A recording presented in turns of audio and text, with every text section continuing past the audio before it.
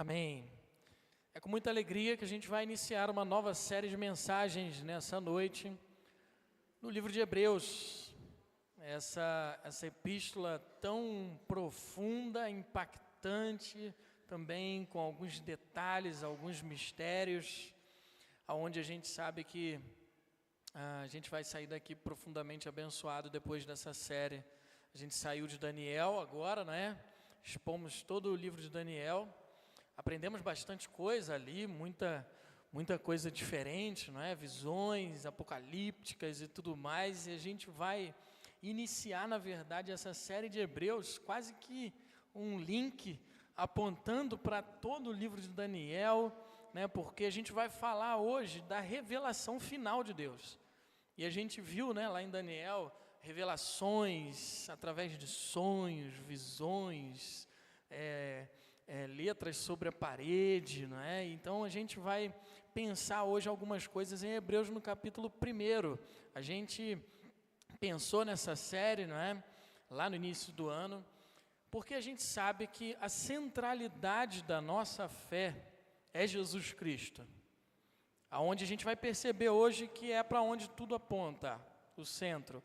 Então a gente sabe que se a centralidade da nossa fé é Jesus Cristo, a gente precisa conhecê-lo, a gente precisa saber quem Jesus Cristo é, para não ser carregado por qualquer vento de doutrina que digam por aí quem Jesus Cristo é, né? Então, quanto mais a gente conhecer Jesus Cristo, mais sólida a nossa fé ela vai se tornar. Por isso, essa série em Hebreus vai ser fundamental para a igreja, para a nossa vida, porque a gente vai ver uma exposição aqui de Jesus Cristo, que é a Epístola aos Hebreus, de maneira magnífica. Vai tratar coisas aqui que não trata quase que em lugar nenhum, de forma clara como é aqui em Hebreus, sobre Jesus Cristo. Então a gente incentiva a igreja a participar, a acompanhar toda essa série que teremos em Hebreus, iniciando hoje. E a gente vai fazer a leitura de Hebreus no capítulo 1, todo esse capítulo, a gente vai meditar nele, principalmente nos 4 primeiros versos de Hebreus, apesar da gente olhar também todos os restantes.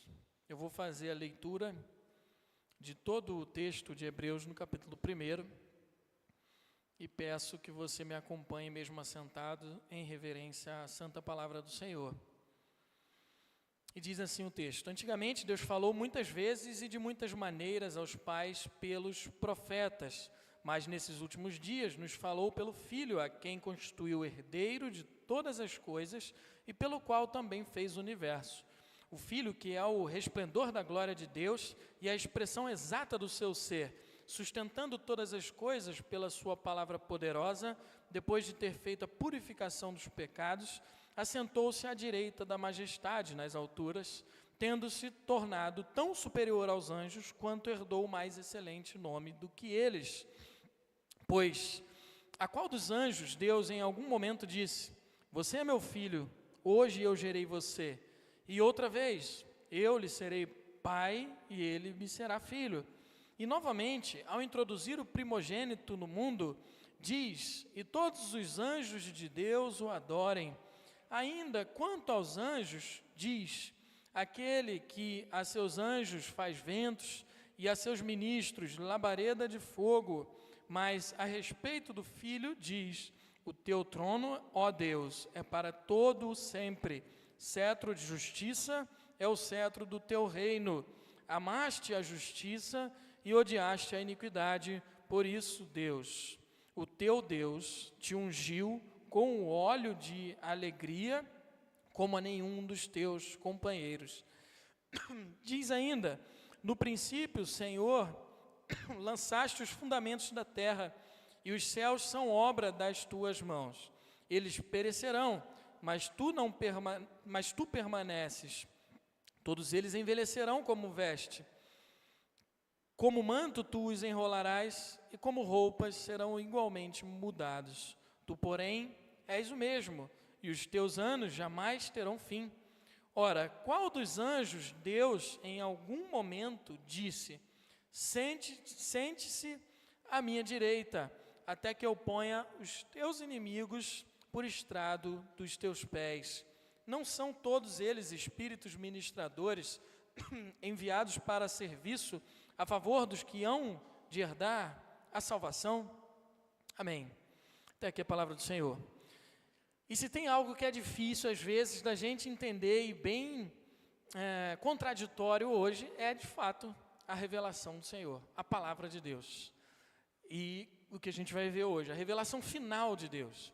Porque o que muito é falado aí, o que muita gente ouve no contexto do nosso cenário evangélico, são revelações e mais revelações e novas revelações, e tem fulano ali, né, que revela coisas, não é quase um cartomante que a gente vê por aí, e muita gente cristã vai atrás disso.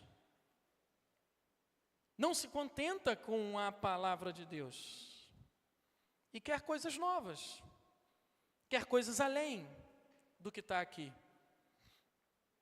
Augusto Nicodemos, reverendo, né, presbiteriano, ele tem uma fala que é quase um moto aí, né, nessa área, que é: se você quer ouvir a voz de Deus de maneira alta ou audível, é só você ler a Bíblia de maneira audível, que você vai ouvir a voz de Deus de maneira audível.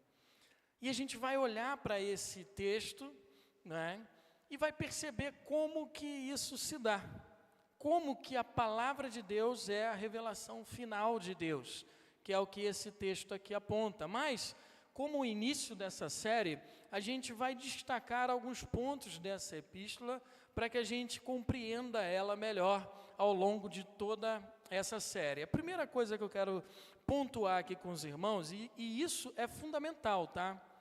Para a gente entender a epístola, são os contextos ali dessa epístola, para a gente conseguir interpretar essa epístola da maneira correta, dentro do seu contexto. Então a gente precisa entender algumas coisas aqui para melhor compreensão.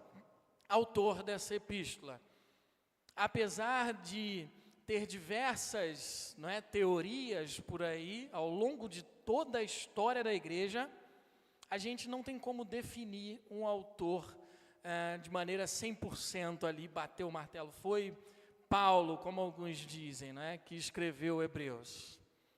Não, foi Apolo, né, como alguns dizem, que escreveu Hebreus.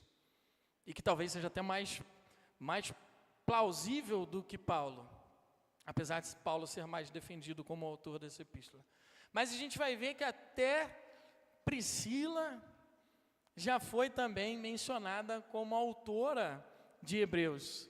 E uma brincadeira aqui, não é? Alguns vão defender que foi Priscila, porque no final lá de Hebreus, capítulo 13, vai dizer que ela disse tudo isso em poucas palavras, sendo que é uma das maiores epístolas que tem, né? Ela falou pra caramba, mas ela diz que falou em poucas palavras, né? Me perdoe, tá, irmãs? Mas é o que falam por aí. Mas o que importa aqui, irmãos, é que não tem um autor definido, ele não se identifica aqui na epístola, então a gente se atém com essa ausência aí, ou anonimato do próprio autor, até porque parece que por ele não ter tido identificação aqui, não seja tão importante a gente mencionar quem foi que escreveu essa epístola. Mas a data, e depois a gente vai ver os destinatários, essas são talvez coisas que vão fazer mais diferença aqui na interpretação dessa epístola. Muitos vão defender que foi escrito essa epístola aos Hebreus no período entre o ano de 64 do primeiro século até no máximo ali o ano 70 antes da queda do Templo de Jerusalém para os romanos, não é? Porque muitos vão dizer que se caso fosse depois da queda do Templo de Jerusalém, como é mencionado aqui vários rituais religiosos que se realizavam no templo, são mencionados aqui como se o templo ainda estivesse de pé, ou seja, no presente.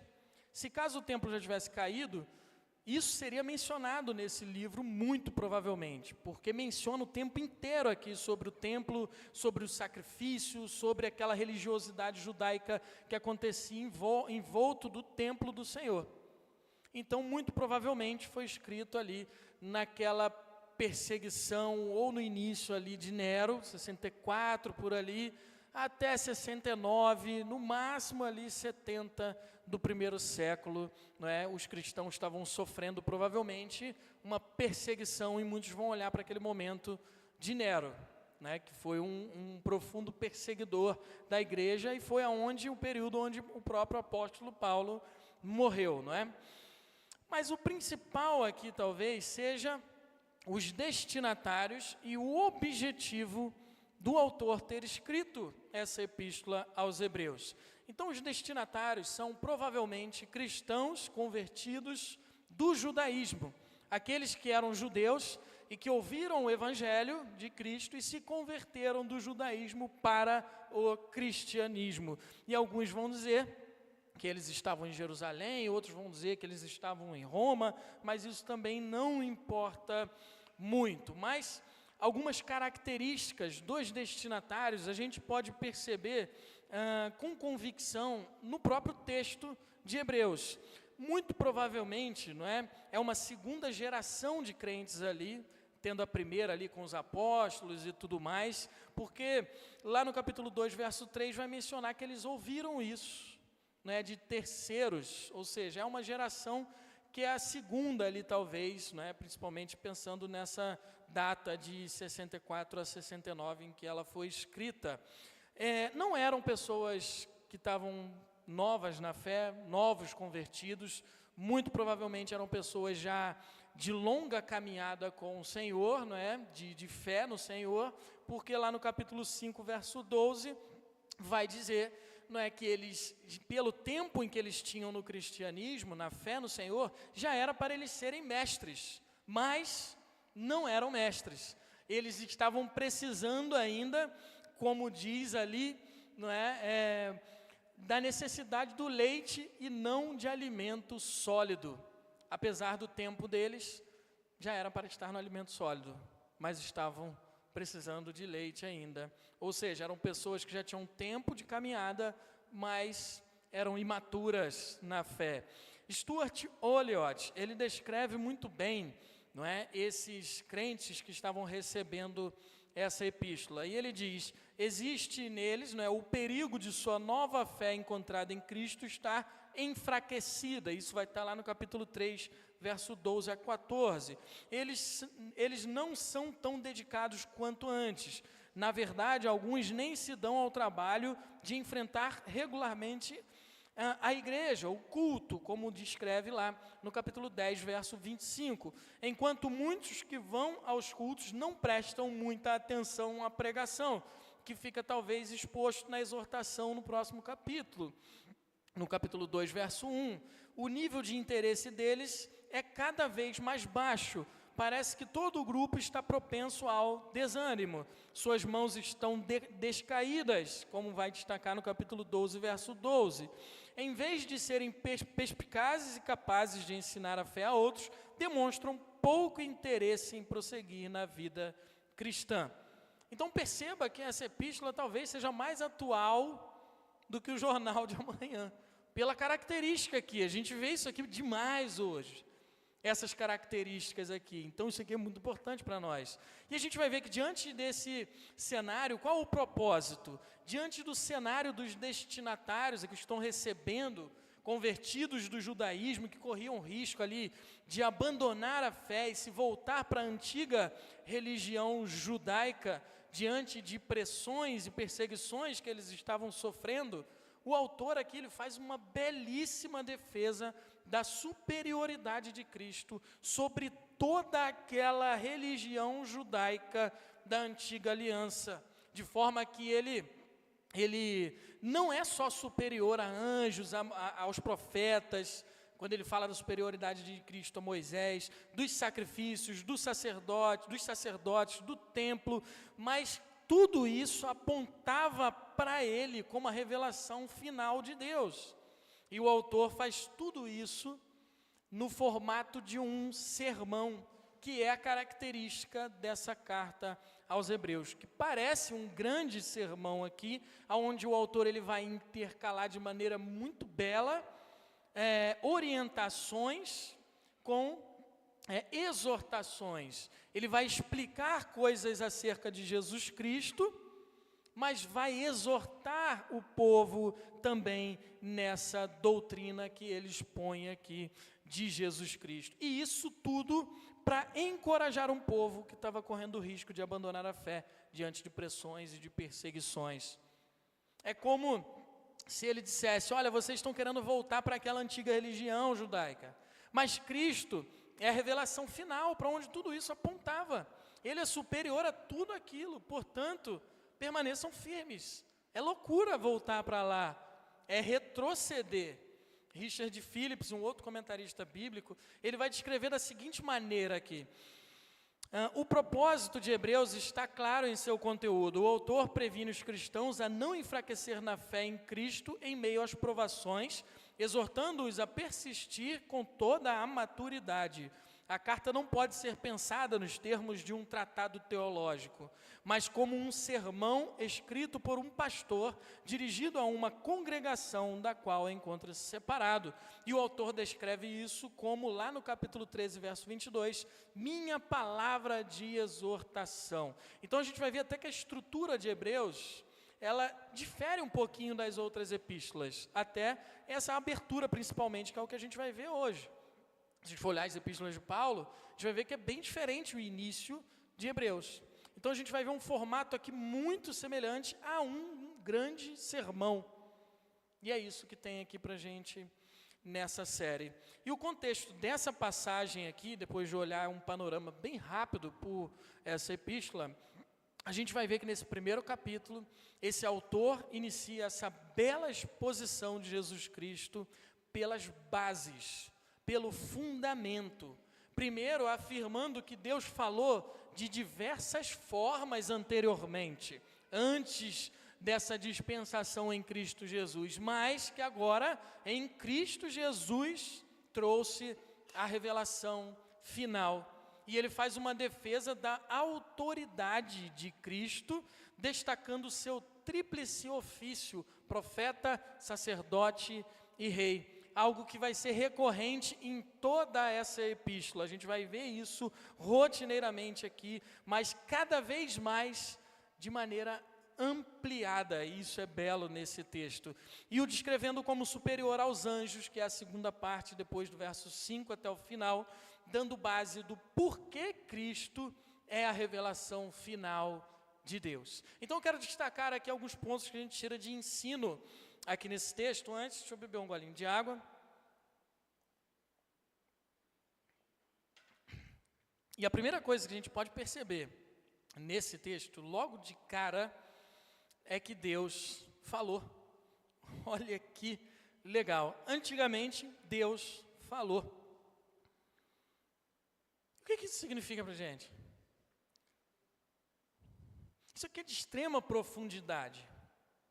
Porque a gente olhar para um Deus, Criador de todas as coisas, e perceber que Ele falou, a realidade de um poderoso e soberano Deus, que fala conosco, que se comunica, é fundamental para a nossa fé, porque isso mostra que Ele é um Deus pessoal, relacional.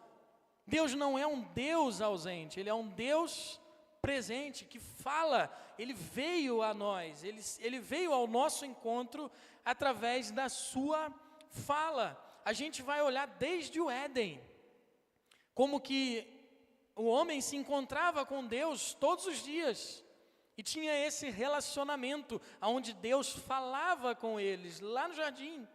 E a gente vai ver que lá Deus faz um pacto de obras com Adão, onde ele dá instruções para que ele viva de como ele deve viver naquele jardim e no mundo, cuidando do mundo de Deus, mas que não deveria comer daquele fruto daquela árvore do conhecimento do bem e do mal. Ele faz exortações, e a gente vai ver que Deus, Ele fala. E quando o homem peca lá no jardim do Éden, Deus vai até eles de novo e fala: olha onde você está. e comunica a maldição, consequência do pecado, morte, afastamento do Éden, afastamento da árvore da vida, que simbolizava a vida eterna com Deus, mas também ele comunica ao homem e à mulher ali, o primeiro casal, pecador, o proto-evangelho. O que é o proto-evangelho? O primeiro anúncio do evangelho, o descendente da mulher que pisaria a cabeça da serpente. Jesus Cristo, aquele que restauraria a condição dos eleitos de Deus, dando acesso novamente à árvore da vida, agora de maneira imperdível. Isso já está revelado lá em Apocalipse. E a gente vai ver que ao longo de toda a história da revelação bíblica, Deus falou, de fato, como diz aqui no texto, de diversas formas, através de homens que ele levantou ao longo da história para serem intermediadores da sua palavra ao seu povo e também a outros povos, como a gente viu em Daniel, ele falando com outros povos ímpios, inclusive, comunicando alguma coisa. Mas Deus falou através dos pais, Abraão, Isaac, Jacó. Deus falou principalmente através dos profetas, como a gente viu, não é, em Daniel, o profeta Daniel, e Deus usando de diversas formas ali, como sonhos, como visões apocalípticas reveladas por anjos. Deus falou através de anjos, mensageiros do Senhor, ou seja, Deus é um Deus pessoal, um Deus que se relaciona com o seu povo e com toda a criação. Ele não é aquele Deus que muitos dizem por aí, que criou, deu corda no relógio e largou a criação para aquele brinquedinho de corda, né, que você dá e deixa lá até ele parar e fica olhando, né? Deus não fez isso. Deus se comunicou com o seu povo em todo o tempo, porque Ele é um Deus relacional. Isso é importante para a gente também perceber que Deus fala dentro desse contexto contemporâneo que a gente vive de relativismo, aonde a gente vê pessoas disseminando a ideia de que não existe verdade absoluta, de que tudo é relativo, de que essa verdade é verdade para você, para mim não é, a minha verdade é outra, e tudo bem quanto a isso. Muita gente vai dizer, não tem problema, você vive com a sua verdade, eu vivo com a minha verdade, a gente não briga, né, e está tudo bem, você está feliz, eu estou feliz, e relativiza as coisas de forma que não exista uma verdade que seja absoluta, ou seja verdade para tudo e para todos, independentemente da sua crença religiosa. Mas agora você imagina o fato de ter Deus falado. Não existe nada que possa ser mais absoluto e verdadeiro do que isso, do que o Criador de todas as coisas, o Supremo, o Todo-Poderoso, ter falado e isso não ser absoluto, isso não ser uma verdade absoluta. Mas o fato de você afirmar aí fora que Deus falou, e isso é uma verdade absoluta, o que Deus falou, como soberano de todas as coisas, é algo que ofende. É algo que vão dizer, não, isso aí não existe. Isso aí é historinha, é mito. Não é verdade, não tem verdade absoluta nisso. Mas a pessoa que desacredita da palavra de Deus, ela desacredita do próprio Deus, da existência de Deus. Porque é ali que ela vai conhecer a Deus, na palavra de Deus. E se ela desacredita da palavra, desacredita de Deus, por mais que ela afirme que crê em Deus, ela está o quê? Completamente perdida. Completamente perdida. Olha o que o autor de Hebreus, ele faz, não é? Usando citações do Antigo Testamento, como sendo o próprio Deus que falou. Hebreus 2, verso 12 diz, dizendo: a meus irmãos declararei o teu nome, no meio da congregação eu te louvarei. Essa é uma citação exata do Salmo 22, verso 22. E o autor de Hebreus aqui vai dizer que Jesus disse isso. Foi Jesus que disse isso. Mas lá a gente sabe que quem escreveu o Salmo foi um salmista. Mas o autor de Hebreus olha para essa fala do salmista, essa escrita do salmista lá atrás, séculos e séculos antes, foi Jesus que disse isso lá. Percebe? Outra coisa aqui que a gente vê é o autor atribuindo ao Espírito Santo. Hebreus capítulo 3, verso 7. Por isso, como diz o Espírito Santo, e aí ele vai e faz a citação do Salmo 95, que a gente leu aqui, versos 7 a 11. Quem escreveu, quem disse lá atrás? Foi quem estava escrevendo, o salmista? Sim, usado pelo Espírito Santo, inspirado pelo Espírito Santo de Deus. Então quem disse foi Deus. Mas o que é mais importante aqui? Depois de Deus falar, o que Deus fala? O que ele revela? E a gente vai perceber que o central do que ele fala é ele mesmo. É dele mesmo. É dele que ele fala. É ele que ele revela. E quando ele se revela, ele revela também todas as outras coisas dentro dessa revelação de quem ele é, como o Criador de todas as coisas e o Salvador daqueles que creem nele. E a gente vai olhar aqui agora para a revelação final de Deus. E a gente vai ver que o autor ele faz essa comparação com todas as formas que Deus falou lá no passado, de diversas vezes e diversas maneiras, com Cristo agora. Deus falou de todas as formas e de todas as diversas maneiras, mas, como o autor destaca aqui, agora Deus fala por intermédio de Cristo. Ou seja, tudo aquilo lá se resume a Cristo.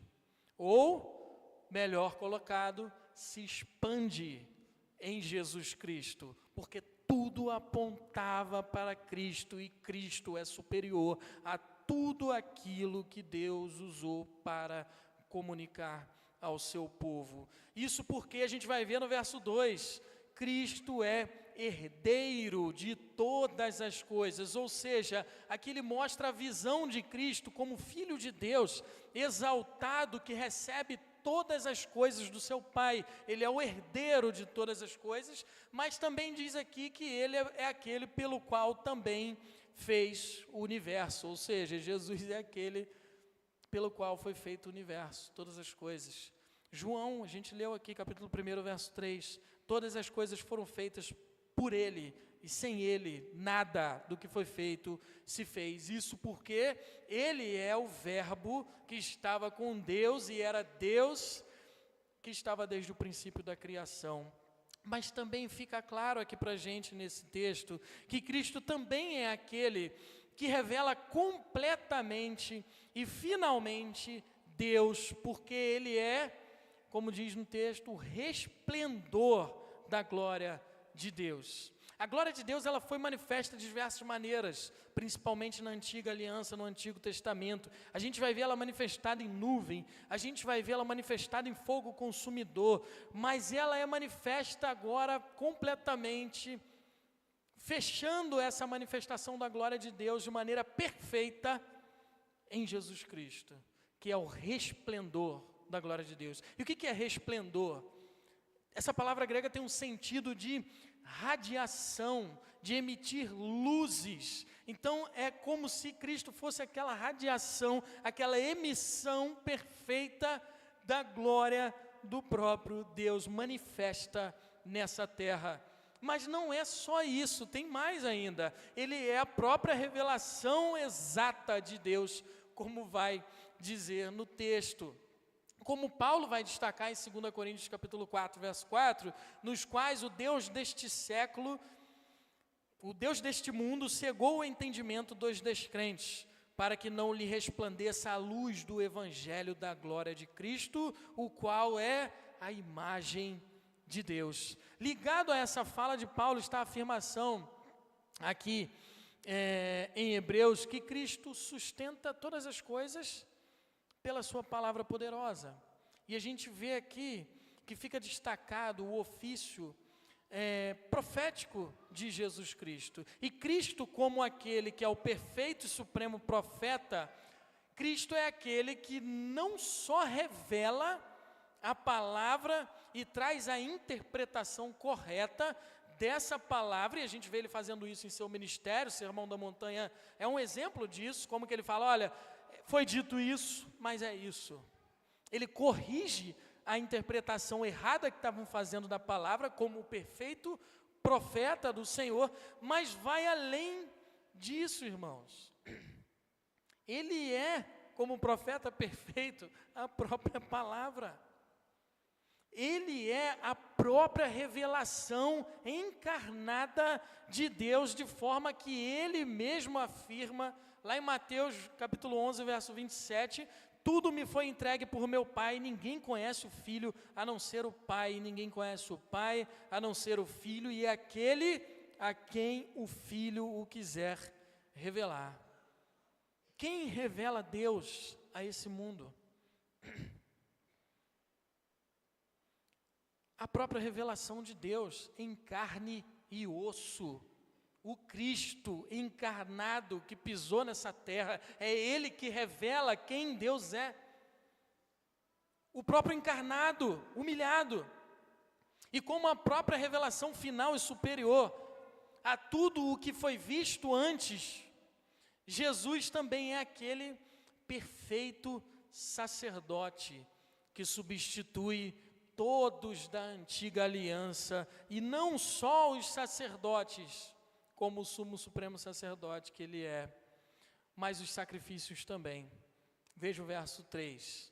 Depois de ter feito a purificação dos pecados. Se como profeta perfeito e superior a todos os outros, Cristo é o que revela, e é a própria revelação exata de Deus, como sacerdote perfeito, ele é aquele que oferece o sacrifício dos pecados do povo, semelhante ao sistema sacerdotal da antiga aliança, mas a diferença é que ele é o próprio sacrifício que ele leva para verter o sangue pelos seus, pelo pecado dos seus. Então, ele é o sacerdote e ele é o sacrifício, ou seja, não só todo o sistema profético de Deus apontava para quem Cristo é e se consumou nele, mas todo o sistema sacerdotal também apontava para Cristo. Nós não precisamos de profetas hoje,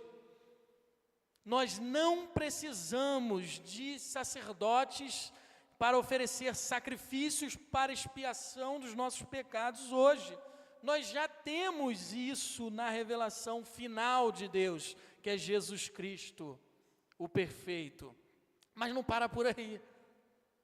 O autor aqui ele vai mais além ainda. O supremo sacerdote eterno, Cristo, após oferecer o sacrifício, seu próprio corpo, não ficou preso na morte. Ele ressuscitou. E no verso 3 vai dizer que ele assentou-se à direita da majestade nas alturas. Ou seja, Cristo não é somente, não é entre aspas, o profeta perfeito, o sacerdote perfeito, consumando todos esses ofícios da antiga aliança, mas ele também é o rei perfeito. E também não precisamos de reis nessa terra hoje. Todos aqueles reis da nação judaica apontavam para aquele descendente de Davi que herdaria o trono eterno, e ele herdou Jesus Cristo. E ele está assim, assentado ao lado direito da majestade nas alturas. Tudo, irmãos, tudo apontava para Cristo como a expressão e revelação completa e perfeita de Deus. Cristo é tão superior, mas tão superior, que é comparado aqui com os seres celestiais que muita gente idolatra. Anjos. Tem gente que quer idolatrar anjos, quer orar por anjos, quer pedir a anjos. Cristo é a revelação final de Deus, muito superior a anjos. E a gente vai ver o autor fazendo essa defesa da superioridade de Cristo aos anjos, para enfatizar e fortalecer ele como a revelação final de Deus, de maneira magnífica, emocionante aqui, como ele aponta aqui no texto, onde ele vai dizer, qual anjo ouviu de Deus, você é meu filho, hoje eu te gerei. Ele começa a fazer comparação aqui, que anjo ouviu isso de Deus? Jesus Cristo ouviu, e ele está citando o Salmo 2, verso 7, e lá tem um sentido de coroação, essa ideia de gerar aqui. Não é que o pai criou o filho é eterno também, ele não foi criado, mas é a ideia da coroação dele. Tanto é que Paulo vai usar esse texto em Atos, quando ele prega lá, no capítulo 13, verso 33, e diz, e nós anunciamos a vocês o evangelho da promessa feita aos nossos pais, como Deus cumpriu plenamente a nós, seus filhos, ressuscitando Jesus, como também está escrito no Salmo número 2, você é meu filho, hoje eu gerei você, apontando para a ressurreição de Cristo e sua ascensão quando ele é entronizado. Essa é a ideia de Deus ter gerado o Filho, entronizado o Filho sobre todas as coisas. E é isso que ele está dizendo. Qual anjo ouviu aqui de Deus? Eu te coroo, eu te entronizo sobre todas as criaturas dessa terra e no céu. Então Jesus é aquele pelo qual, vai dizer que na sequência, os anjos o adoram, e não o contrário. A gente vai ver o verso 6 dizer isso. E principalmente a gente vai ver isso de maneira clara, exposta no Isaías 6. Que a gente viu aqui os serafins que estavam até cobrindo ali o rosto e tal, os pés, diante da majestade, e ali é Jesus. Ali é Jesus, naquela visão de Isaías 6. É o Cristo pré-encarnado, antes da encarnação.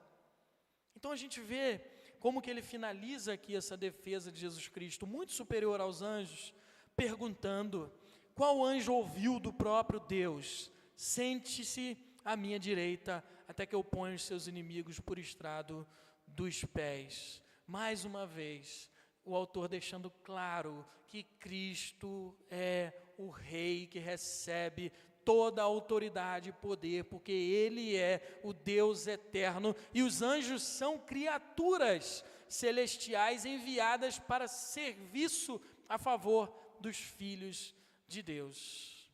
E eu quero concluir com duas citações de Paulo, para a gente perceber essa importância da revelação final de Deus, da palavra de Jesus Cristo.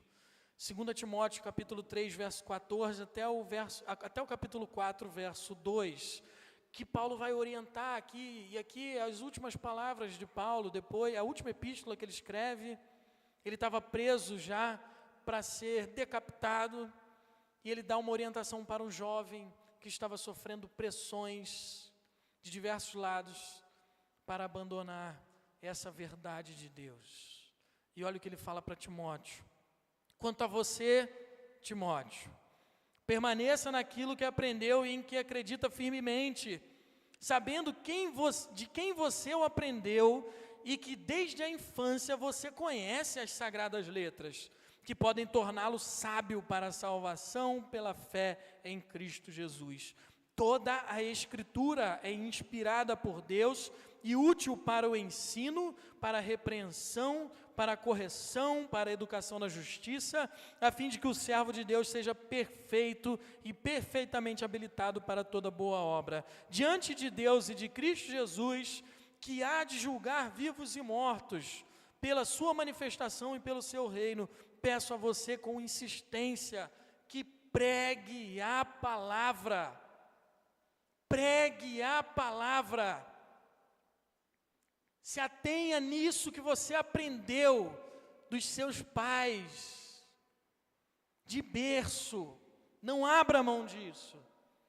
E o outro texto aqui é Gálatas, capítulo 1, versos 6 a 9, onde Paulo parece estar um pouco irritado aqui com aqueles irmãos que estavam querendo abandonar também o evangelho com influência daqueles judaizantes, que foram gente convertida do judaísmo, que estavam querendo impor regras judaicas, leis cerimoniais, para gentios, como se isso fosse essencial para agradar a Deus e para receber a salvação. E olha o que Paulo diz aqui para aqueles irmãos.